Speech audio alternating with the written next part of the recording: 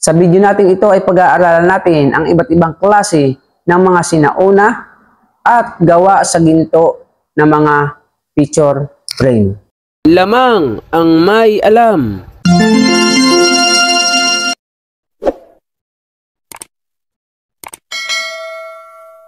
Magandang panahon po ulit sa inyo mga kaibigan ko dito po sa ating channel, More Than Treasures. Kumusta po kayo? Nawa ay nasa mabuti po kayong kalagayan. Marami pong salamat sa inyong pagsuporta po sa atin, sa mga nag-subscribe.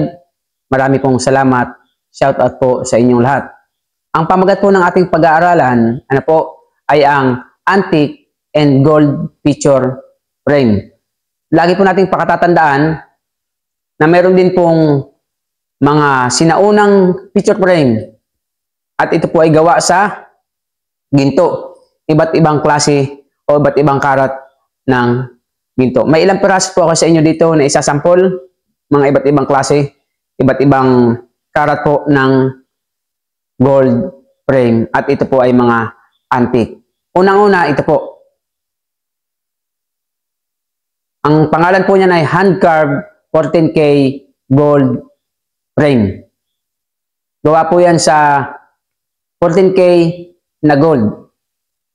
Yang picture frame na yan. Pangalawa ito. Ang antique 18K picture frame. So yan po ay gawa sa 18K na gold. Ano po? Gagawa po nung may-ari ng frame. Ito pangatlo. Ito pong 21K of gold. Ito po ay square picture frame. Yan po. Panglima, ito po, ang 24K picture frame. Ito po yan. At meron din po tayong vintage. Vintage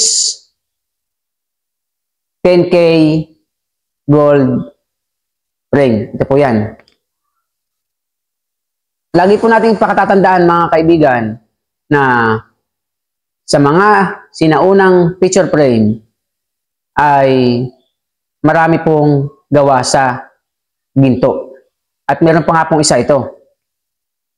Ito yung Dorset Heart frame. Yan po yung picture frame na hugis puso. Napakaganda po niyan.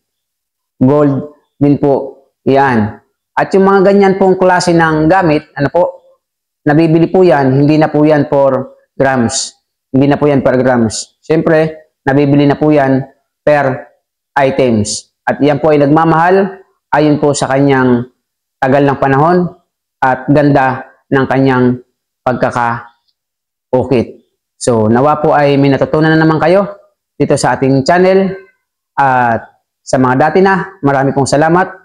Sa mga baguhan pa lamang po, hindi pa po kayo miyembro ng ating More Than Treasures channel, ay mag-miyembro na po kayo.